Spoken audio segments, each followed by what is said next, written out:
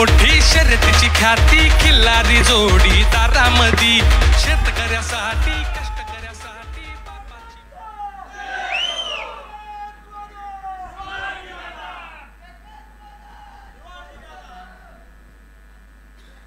गेल्या 20 वर्षानंतर मी पुन्हा स्वग्रही परतोय. 2 दशकं राजकारणामध्ये समाजकारणामध्ये आपल्या सगळ्यांच्या सहकार्यानं यशस्वी कारकीर्द पार पाडत असताना आज 18व्या लोकसभेच्या निवडणुकीच्या पार्श्वभूमीवर राष्ट्रवादी काँग्रेस पक्षामध्ये प्रवेश होत असताना राष्ट्रवादी काँग्रेस पक्षाचे राष्ट्रीय अध्यक्ष आणि महाराष्ट्रामध्ये खऱ्या अर्थानं ज्यांची धाडसीपणानं निर्णय घेण्याची क्षमता, विकास कामं करण्याची ज्यांची क्षमता, दिलेला शब्द काही झालं तरी खाली पडू देणार नाही अशी ज्यांची खाती, असे आदरणीय अजितदादा पवार आजच्या ह्या प्रवेशाच्या कार्यक्रमाच्या निमित्तानं ह्या ठिकाणी उपस्थित आहेत. नुकतंच ज्यांचं मार्गदर्शन झालं, ज्यांनी शुभेच्छा दिल्या आणि पुढील कार्यक्रमासाठी जे पुढे निघून गेले ते आदरणीय राष्ट्रवादी काँग्रेस पक्षाचे प्रदेशाध्यक्ष आदरणीय सुनीलजी तटकरे. ह्या विधानसभा मतदारसंघामध्ये खऱ्या अर्थानं 20 वर्षामध्ये ज्यांनी आंबेगाव तालुक्याचा विकास काय असतो हे सगळ्या महाराष्ट्राला दाखवून दिलं आणि ज्यांचा मी विरोधी पक्षात असताना त्यांच्या असताना वेळोवेळी जाहीरपणे कबुली दिली की तालुक्यामध्ये जे काय महत्त्वाचे प्रकल्प झाले ते आदरणीय दिलीपरावजी वळसे पाटील यांच्यामुळे. आणि मी अभिमानानं सांगत आलो की ज्यांनी उच्च तंत्र शिक्षण मंत्र्याचा पदाचा कारभार करत असताना तालुक्याला मोठी देणगी दिली ती इंजिनिअरिंग कॉलेज आणि पॉलिटेक्निकच्या रूपानं. गृहमंत्रीपदाची जबाबदारी त्यांच्यावर राज्याची पडली आणि तालुक्याला न्याय दिला आणि मंचरचं पोलीस स्टेशन, घोडेगावची पोलीस कर्मचारी वसाहत आणि अन्य पोलीस स्टेशन्स असे आदरणीय दिलीपरावजी वळसे पाटील माझे खऱ्या अर्थानं जवळचे मित्र दिलीपरावजी वळसे पाटील, दिलीपरावजी मोहिते पाटील. तसं माझं त्यांचं काही मतभेद असण्याचं काही कारण नाही. त्यांचा राजकीय जन्म जिथून झाला तसाच मी सुद्धा त्या पक्षामध्ये 20 वर्ष काम होतं. खरं म्हणजे राजकारण करत असताना समोरासमोर असल्यावर काहीतरी भांडं लागतंच, पण राजकारणाची समीकरणं बदलल्यानंतर सगळं काय विसरून आपण एक दिलानं नवीन समीकरणाशी जुळून घेतो आणि त्याप्रमाणे काम करतो.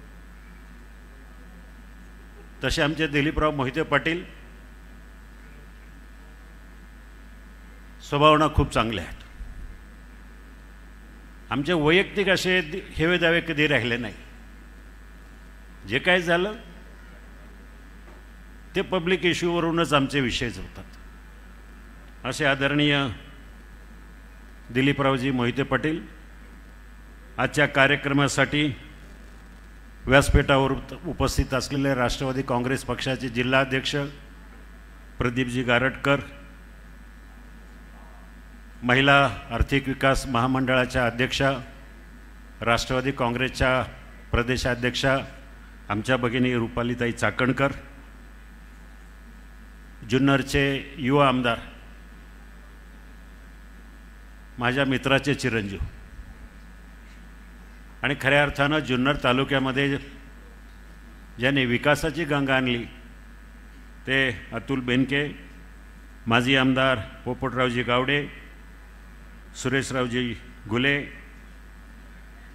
मार्केट कमिटी जुन्नरचे संजयजी काळे, दादा पाटील फराटे, देवेंद्र शेठ शहा, गणपतराव फुलवडे, खेड तालुक्याचे अध्यक्ष कैलासराव सांडबोर, शिरूर तालुक्याचे अध्यक्ष रविबापू काळे, जुन्नर तालुका पांडुरंग पवार, आंबेगाव तालुक्याचे आदरणीय विष्णुकाका हिंगे, अरुणराव चंबारे, मानसिंग पाचुनकर आणि माझ्यासोबत प्रवेश केलेले माझे बहुसंख्य सहकारी, त्यामध्ये आंबेगाव तालुक्याचे जवळजवळ सगळेच.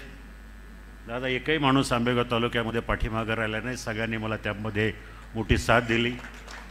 माझ्या गावातले सरपंच आणि सगळी ग्रामपंचायत या ठिकाणी उपस्थित आहे, माझं अख्खं गाव या ठिकाणी उपस्थित आहेत. आणि किरणताई वळसे पाटील असतील, करण कोकणे असतील, ही सगळी मंडळी आपण मोठ्या संख्येनं या ठिकाणी या कार्यक्रमासाठी उपस्थित आहात. आपल्याला उत्सुकता असेल, राजकारण बदललं आहे, राजकारणाची समीकरणं बदलली. आपल्याला सगळ्यांना माझा इतिहास माहिती आहे, माझी पार्श्वभूमी माहिती आहे, पण मी आवर्जून सांगू इच्छितो, मी तसं काय हाडाचा राजकारणी नाही आहे. राजकारण करत असताना, समाजकारण करत असताना माझ्या घरात कोणी साधा ग्रामपंचायत सदस्यही कोणी नव्हतं, मला कुठलीच पार्श्वभूमी नाही आहे. ह्या आंबेगाव तालुक्यातल्या आणि शिरूर लोकसभेतल्या जनतेनं, मायबाप जनतेनं मला आधार दिला, मला आशीर्वाद दिले. आदरणीय दिलीपरावजी वळसे पाटील आणि आम्ही दोघांनी मिळून ह्या तालुक्यामध्ये काही प्रकल्प चालू केले, त्यामध्ये भीमाशंकर सहकारी साखर कारखाना असेल. तिथून खऱ्या अर्थानं माझी राजकीय राजकीय कार्याला सुरुवात झाली. तुम्हाला सगळ्यांना माहिती आहे, कारखान्याचं काम करत असताना आम्ही दोघांनी, कारखाना म्हणजे आपलं कुठंतरी सर्वस्व आहे, ह्या तालुक्याच्या शेतकऱ्यांच्या हितासाठी काहीतरी चांगला प्रकल्प व्हावा म्हणून आम्ही मेहनत घेतली. 5 वर्ष मी सुरुवातीचे 5 वर्ष कारखान्याचं चेअरमन राहील. नंतर मतभेद झाले. राजकारणात मतभेद, महत्त्वाकांक्षा या सगळ्या गोष्टी येतातच. दुर्दैवानं मला दूर व्हावं लागलं, पण दूर होत असताना सुद्धा म्हणजे कधी वैयक्तिक द्वेष कधी मी दिलीपराव असतील किंवा तालुक्यातल्या कुठल्या कार्यकर्त्याच्याबद्दल मनात आणला नाही. कारखान्याच्या बाबतीत तर मला अभिमानानं सांगावं असं वाटतं, अजूनही मी माझा हा स्वतःचाच कारखाना समजतो. कारखान्याच्या विरोधामध्ये कधीही कुठल्या प्रकारची कारवाई केली किंवा काही असं काही कृत्य केलं असं मला आठवत नाही. जेव्हा जेव्हा गरज पडेल तेव्हा कारखान्याला मी मानसिक माझ्या बाजूने सहकार्य करण्याची भूमिका केलेली आहे. शेवटी राजकारणामध्ये महत्त्वाकांक्षा वाढतात. समाजामध्ये वावरत असताना लोकांचा संपर्क वाढतो. लोकांनी आग्रह केला, सांगितलं की तुम्ही लोकसभेला उभं राहावं, विधानसभेला दिलीपराव आहेत. शिवसेना पक्षानं अचानक मला निमंत्रण दिलं आदरणीय बाळासाहेब ठाकरे यांनी. त्यांनी मला बोलवून घेतलं मातोश्रीवर. मला निवडणुकीला उभं राहायलाच पाहिजे असंही काही नव्हतं. बाळासाहेबांनी सांगितलं, मग त्यावेळेला स्वर्गीय अविनाश राणे असतील, बाकी सगळी मंडळी असतील, त्यांनी मला मुंबईला नेलं. बाळासाहेबांना सांगितलं की साहेब मी काही निवडणुकीला जरी उभं राहिलो तरी हा पवारसाहेबांचा जिल्हा आहे, हा खेड लोकसभा मतदारसंघ आहे, इथून मी कुठल्याही भावात निवडून येऊ शकणार नाही. तुम्ही म्हणताय तर मी उभं राहील, पण 5-50 हजार मतांना नक्कीच माझा पराभव होईल. माझी तुमची तयारी असेल तर मी उभा राहतो. ते म्हणाले, आढळराव मला सगळं माहिती आहे, तुम्ही उभे राहा, बाकीचं मी पाहतो. मी निश्चय केला, म्हटलं ठीक आहे, जे काय होईल ते होईल, मी उभा राहतो साहेब तुमच्या आदेशानुसार. मी मातोश्रीच्या गेटच्या जस्ट बाहेर पडलो, मला बाळासाहेबांनी बोलवून घेतलं परत की आढळराव आता कुठं चाललेत. म्हटलं साहेब माझं घर आहे इथं पवईला, मी माझी बॅग पॅक करतो आणि गावाला जातो, उद्यापासून कामाला सुरुवात करतो. साहेब म्हणाले, तुमच्या मंडळीला सांगा 2 बॅग भरून ठेवा, एक दिल्लीची आणि एक तुमची गावाची. इतका आत्मविश्वास त्या व्यक्तीनं मला दाखवला. आणि तिथून जे मी सुटलो तर अवघ्या 35 दिवसामध्ये मतदानाला सामोरं गेलो. 35-40 दिवसामध्ये. त्यावेळेला मला खेड लोकसभा मतदारसंघ माहिती नव्हता. मुळशीमध्ये मी आयुष्यात कधी गेलोय नव्हतो, भोरवेलला कधी पाहिला नव्हता, पण लढायचं म्हणून लढलो. लोकांमध्ये उत्सुकता राहिली की आढळराव कोण आहे. लोकांना वाटलं की उद्योगपती आहे. मी मावळ, मुळशी, भोर, वेल्ला दऱ्याखोऱ्यामध्ये फिरलो, प्रचार करत राहिलो, पण कधी मनात वाटलं नाही रुपालीताई की मी निवडून येईल, मी खासदार होईल, असं कधी मनात अपेक्षा ठेवली नव्हती. लढायचं म्हणून लढायचं. आणि मला आठवते ते मंतरलेले दिवस होते. माझी पहिली निवडणूक. अक्षरशः दऱ्याखोऱ्यामध्ये रानावणामध्ये फिरत असताना लोकांची साथ मिळत गेली.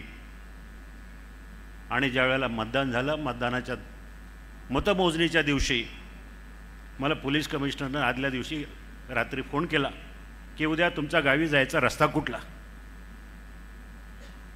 मला काही कळेना. मी म्हटलं अशा रस्त्यानं जाणार आहे. मतमोजणी चालू झाली आणि मतमोजणी चालू झाल्यानंतर काही वेळानं कळलं की मी आता निवडून येऊ शकतो. त्यावेळेला मला त्या पोलीस कमिशनरच्या फोनची आठवण झाली की त्याला कळालं होतं की मी निवडून येणार आहे. ही अशी माझी पहिली निवडणूक खऱ्या अर्थानं माझ्या आयुष्यातली न विसरणारी निवडणूक होती. तिकडची लोकही तेवढी प्रेमळ होती. पहिली निवडणूक जिंकलो. दुसरी निवडणूक 2009ची. नवीन मतदारसंघ, पुन्हा नवीन मतदारसंघ, अनोळखी मतदारसंघ, शिरूर तालुका, हवेली, हडपसर, भोसरी. पुन्हा तिथे फिरत राहिलो, कारण माझ्या पहिल्या टर्ममध्ये दादा मी इतका गावोगावी फिरलो, असं एकही गाव मतदारसंघामध्ये सोडलं नाही. खेड तालुक्यातल्या, खेड लोकसभा मतदारसंघातल्या की जिथं मी पोचलो नाही. जिथं 15 घरांची वस्ती आहे अशा घराघरामध्ये मी पोचलो. मुळशीमध्ये मी जायचो दौऱ्यावर विकास कामाच्या. त्यावेळेला रात्री 12-12:30 वाजता शरद ढमाल्याबरोबर तामिनी घाटाच्या त्या गावांमध्ये फिरायचं. रात्री 1 वाजता कुठं कातकऱ्यांच्या घरी जेवण करायचं. 1च्या नंतर मी गाडीत बसून ज्यावेळेला पुढच्या सीटवर बसून इकडं मंचरला यायला निघायचो, त्यावेळेला झोप लागायची गाडीत पहिल्या सीटवर बसलेलो. घाटातलं म्हटल्यावर गाडी इकडनं तिकडनं वळायची, मध्येच ब्रेक मारायचा माझा ड्रायव्हर. ब्रेक मारल्यानंतर झोप उडायची आणि नंतर मला वेळ लागायचा 5 मिनटं हे ठरवायला की मी कुठं चाललो आहे, आज कुठल्या गावात गेलो आहे, कुठं आहे मी, मुंबईला चाललो आहे की मंचरला चाललो आहे की पुण्याला चाललो आहे. इतका प्रचंड प्रवास केला आणि त्यामुळं मला दुसऱ्या निवडणुकीमध्ये खऱ्या अर्थानं 1,80,000 मतांनी निवडून आलो. पहिली निवडणुकीला फक्त 30,810 मताचं माझं मताधिक्य होतं. दुसऱ्या निवडणुकीला 1,78,000 मतांनी निवडून आलो. भोसरीमध्ये जिथं माझा काही परिचय नसताना सुद्धा 27,534 मताचं मताधिक्य आघाडी मला भोसरीमधून मिळालं. सांगण्याचा उद्देश आहे की मनापासून का मला सुरुवात केली. माझ्या दृष्टीनं माझा प्रत्येक क्षण, प्रत्येक दिवस हा लोकांच्या कल्याणासाठी, लोकांच्या कामासाठी, लोकांच्या कार्यासाठी मी खर्च करत राहिलो. मी प्रपंच बघितला नाही, धंदा बघितला नाही, व्यवसाय बघितले नाही, तब्येत बघितले नाही. रात्रंदिवस फक्त लोकांमध्ये राहायचं. 2009ला झालं, कारण त्यावेळेला मोदी लाट नव्हती, तरी 1,80,000 मतांनी निवडून आलो. महाराष्ट्रामधलं 2 नंबरचं मताधिक्य मला त्यावेळेला शिरूर लोकसभा मतदारसंघात होतं. तिसऱ्या निवडणुकीला जवळजवळ 3,03,000 मतांनी निवडून आलो. दुर्दैवानं चौथ्या निवडणुकीमध्ये जरी पराभव झाला, मी तो पराभव मानत नाही, कारण माझ्या दृष्टीनं 5,78,000 मतं म्हणजे 5.25 लाख मतं मला पडली होती.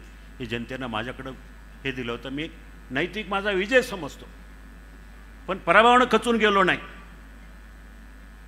लोकांनी मला म्हणजे ज्या दिवशी निकाल लागला, मतमोजणी झाली, त्या दिवशी मी पराभूत झालो. डॉक्टर अमोल कोल्हे यांचं अभिनंदन केलं आणि दुसऱ्या दिवसापासून कामाला लागलो, कारण लोकांचं प्रेम माझ्यावर होतं.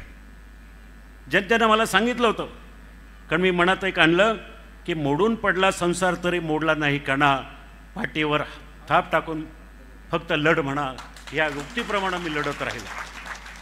5 वर्ष अक्षरशः पायाला भिंगरी लावली. भिंगरी बांधून संपूर्ण मतदारसंघामध्ये फिरत राहिलो. कुठलीही अपेक्षा नव्हती की मी पुन्हा खासदार होईल.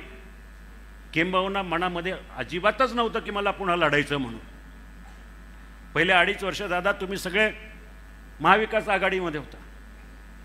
त्यावेळेला मला आदरणीय आमचे पक्षप्रमुख उद्धवजी ठाकरे असतील, संजय राऊत असतील, त्यांनी मला सांगितलं वेळोवेळी की हा मतदारसंघ राष्ट्रवादीचा आहे, ही जागा आपल्याला मिळणार नाही, तुम्ही काम करा, तुम्ही पुणे लोकसभेचा विचार करा. संजय राऊत येऊन लांडवडीला म्हणाले. मी त्यांना म्हणालो, राऊत साहेब हा काय प्रकार आहे, पुणे कुठं मी कुठं, मला काय निवडणूक लढलीच पाहिजे असं काय नाही आहे. मी दुसऱ्या दिवशी उद्धवजींकडे गेलो, म्हटलं साहेब हा काय प्रकार आहे, तुम्ही सांगितलं असं बोलायला. ते म्हणाले हो मी म्हणालो आपण काँग्रेसबरोबर बोलणार आहोत, तुम्ही काम करताय म्हणून तुम्हाला पब्लिकमध्ये राहिलं पाहिजे. म्हटलं अजिबात नाही, मला ह्या जिल्ह्यातून मी 3 वेळा कसली पार्श्वभूमी नसताना 3 वेळा निवडून आलो, एकदा पराभूत झालं, जाऊ दे, माझ्या दृष्टीने मी समाधानी आहे, मी खूप कमवलं, खूप माणसं कमवली, खूप नाव कमवलं, मला पुन्हा निवडणुकीला उभं राहिलंच पाहिजे असं काही नाही आहे. फक्त मला तुम्ही ताकद द्या माझ्या शिवसैनिकांबरोबर मला राहण्याची, त्यांचे करण्यासाठी. ऐकलं नाही. ठीक आहे, दुर्दैवानं सुदैवानं राजकीय समीकरणं बदली, राजकीय स्टेप सगळ्या बदलल्या. आणि जेव्हा एकनाथभाई शिंदे आणि देवेंद्रजी मुख्यमंत्री आणि उपमुख्यमंत्री झाले त्यानंतर खऱ्या अर्थानं मला ह्या मतदारसंघासाठी एकनाथजीनं सांगितलं की बाबा तुम्ही कामाला लागा, तुम्हाला लढायचं आहे. त्यांनी मला शब्द दिला, तुम्हाला पाहिजे ती ताकद देतो, तुम्ही लोकांमध्ये जा, लोकांमध्ये पोहोचा.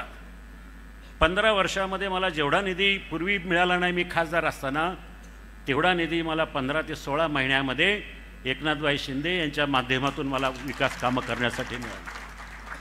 कामाची संख्या भरपूर आहे, जवळजवळ 1,500 कोटी रुपयाचे विकास कामं मी 1.5 वर्षामध्ये करू शकलो, लोकांमध्ये पोहोचू शकलो, गावोगावी जाऊ शकलो. ही माझ्या दृष्टीनं मोठी अचिव्हमेंट होती.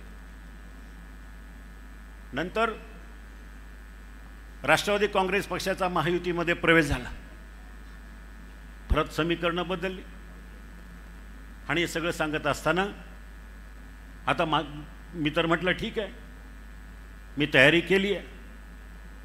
पण मुख्यमंत्री साहेब म्हणाले ठीक आहे आपण बघू काय करायचं. काही दिवसांनी त्यांनी मला सांगितलं की ही जागा बहुतेक आपल्याला मिळत नाही. एकनाथभाई शिंदे असतील, अजितदादा असतील, या तिघांनी ठरवलं की महायुतीचा सहमतीचा उमेदवार म्हणून माझ्या नावाला त्यांनी पसंती दिली आणि काम करायला सुरुवात केली.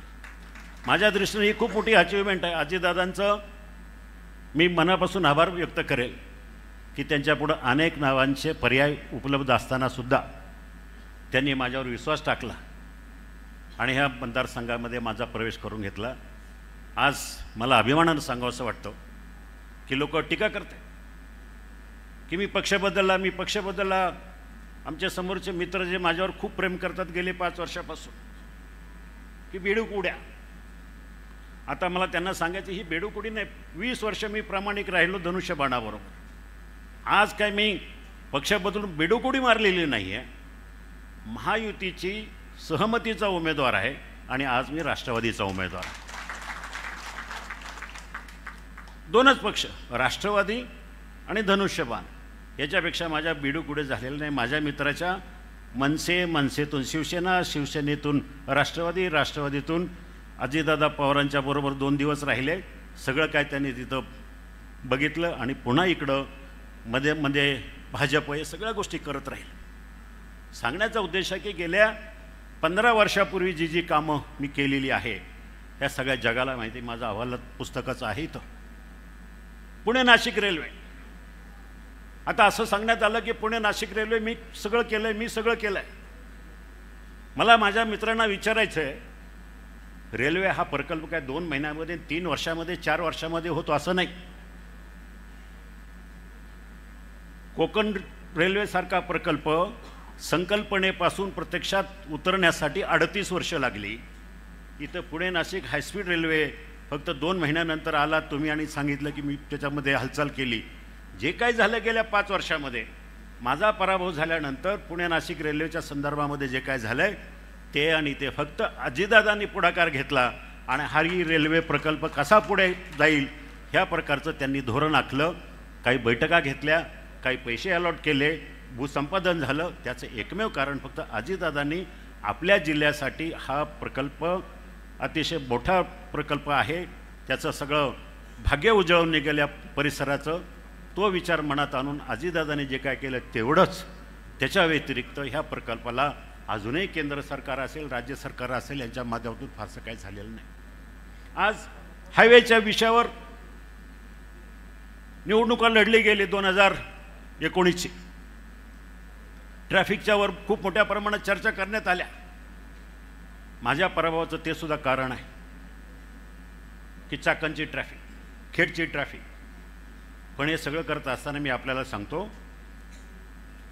ते जे काय बायपासेस आहे, हा जो काय खेड सिन्नर रस्ता आहे, हा केवळ मी केंद्रीय मंत्री ज्या वेळेला CP जोशी होते त्यांच्याबरोबर भांडलो, अक्षरशः त्यांच्या केबिनमधून मी उठलो नाही. त्यांना म्हटलं तुम्ही मी काही झालं तरी हा प्रकल्प मला माझ्या मतदारसंघामध्ये राबवला पाहिजे.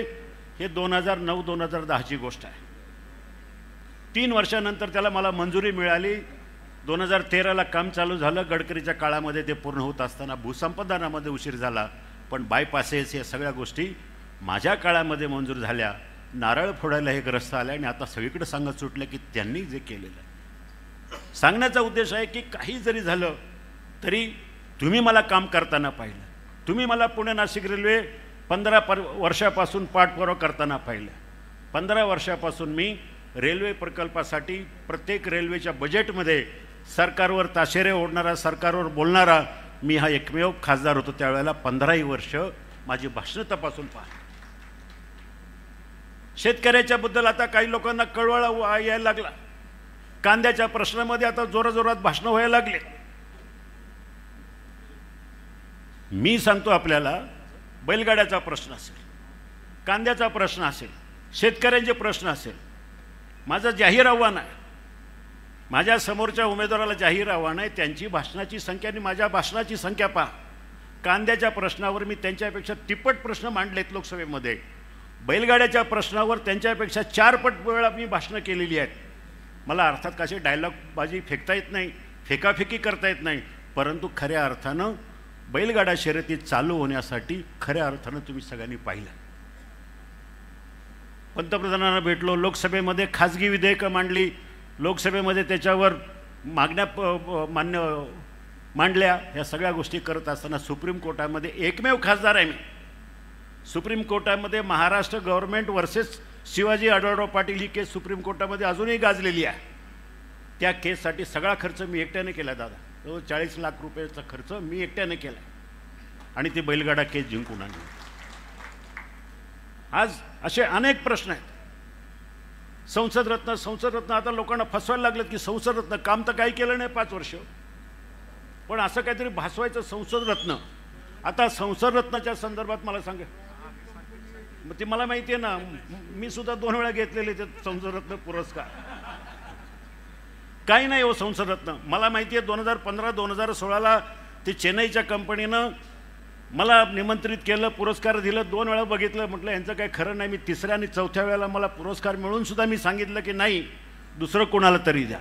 एक खाजगी कंपनी आहे. संसद रत्न पुरस्कार काही संसदेशी संबंधित नाही, सरकारशी संबंधित नाही, कशाशी संबंधित नाही. खाजगी कंपनी 10 बाय 10च्या कंपनीमध्ये खोलीमध्ये चेन्नईमध्ये बसते आणि ते पुरस्कार वाटतात. आणि मग असा संसद रत्न टेऱ्या बडून प्रचार चालू आहे. आता मला सांगा, आमच्या श्रीरंग बारणे त्यांना 8 वेळा मिळाला. आता याच्यावरून ओळखा. म्हणजे सांगायचं काय की 5 वर्षात आपल्याला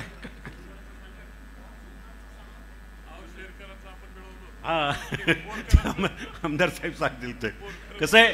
हे पुरस्काराच्या संदर्भात सोडा, परंतु संसद रत्न पुरस्कार ज्या बेसवर दिला जातो, लोकसभेतली तुमची कामगिरी काय, मला सांगायला दादा अभिमान वाटतो. माझ्या पहिल्या 5 वर्षाच्या टर्ममध्ये आणि सध्याच्या खासदाराच्या पहिल्या 5 वर्षाच्या टर्ममध्ये प्रश्नाची संख्या, डिबेटची संख्या, त्यांचे प्रश्न आहेत 621, माझे प्रश्न आहेत 1365 पहिल्या 5 वर्षांमध्ये. मी कधी बोललो नाही असं, कारण मला ते तेवढं जमत नाही. बच्चनगिरी करायला. पण लोकांना माहिती आहे लोकसभेचं रेकॉर्ड उपलब्ध आहे. ह्या सगळ्या गोष्टीच्या पार्श्वभूमीवर आता ही निवडणूक सगळ्यात दृष्टीने महत्त्वाची आहे. मला आपल्याला सगळ्यांना विनंती करायची, तुम्ही सगळ्यांनी मला पाहिलं 20 वर्ष 2 दशकं मी कधी लवाडी केली नाही, मी कधी खोटा प्रचार केला नाही, मी कधी दुसऱ्यानं केलेली कामं ते आपल्या नावावर सांगितली नाही. मी प्रामाणिकपणे दादा काम करत असताना मी असं म्हणालो नाही की मी पुढच्या काळामध्ये निवडून आल्यावर पुन्हा आपल्याकडे येऊन दादा मी माझा राजीनामा घ्या, मला वेळ नाही धंद्यामधून, असं म्हणणार नाही. कारण मी एकदा लोकांच्या सेवेचं व्रत घेतलं आहे, ते मी शेवटपर्यंत पूर्ण करेल एवढीच या ठिकाणी मी आपल्याला ग्वाही देतो. आज मोठ्या संख्येने माझे सगळे सहकारी या ठिकाणी आपल्या पक्षामध्ये प्रवेश केलेला आहे. मी दिलीपरावजी असतील, दादा असतील, सगळ्या विनंती करेल, माझ्या विश्वासावर विश्वास ठेवून माझ्यावर विश्वास ठेवून ज्यांनी प्रवेश केला त्या सगळ्यांचा मान ह्या पक्षामध्ये राखला जाईल. आणि मी सुद्धा माझ्या पद्धतीनं ह्या पक्षाशी प्रामाणिकपणे राहून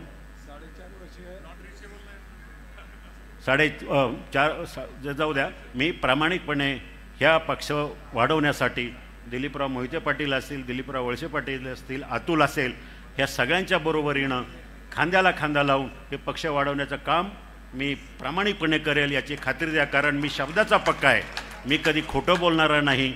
मी देवेंद्रजींना माहिती आहे, ते आम्ही अनेक वर्ष बरोबर काम केलेलं आहे. मी ह्या निमित्तानं आपल्या सगळ्यांना मनापासून विनंती करतो की येणारी निवडणूक आपल्या सगळ्यांच्या दृष्टीनं प्रतिष्ठेची आहे, महत्त्वाची आहे. भूलतापणा बळी पडू नका. चांगल्या भाषणं असतील, चांगल्या फेकी असतील, हे सगळं बाजूला जरी ठेवलं तर 5 वर्ष आपल्या मतदारसंघाचं काय नुकसान झालं आहे हे तुम्ही आम्ही सगळ्यांनी पाहिलं आहे. माझ्या शिरूर तालुक्यातली लोकं आहेत, हवेलीमधली लोकं आहेत, सगळी या ठिकाणी उपस्थित आहेत. जेव्हा जेव्हा मी तिथं कुठल्याही गावात प्रचाराला जातो, गावभेटीला जातो, लोकांची भाषणाची सुरुवात अशी असते की दादा आम्ही चुकलो, आमच्याकडनं चूक झाली, अशाच प्रकारे प्रत्येक गावोगावी लोक म्हणतात. आणि म्हणून मला आपल्याला सगळ्यांवर जबाबदारी आहे की अजितदादा यांचं स्थान महाराष्ट्रामध्ये तर मोठं आहेच आहे, पण त्यांना भक्कम पाठिंबा देण्यासाठी, त्यांचे हात बळकट करण्यासाठी ह्या शिरूर लोकसभा मतदारसंघातून त्यांच्या आवडीचा खासदार निवडून द्या एवढीच या ठिकाणी विनंती करतो आणि थांबतो. धन्यवाद. जय हिंद, जय महाराष्ट्र. धन्यवाद दादा.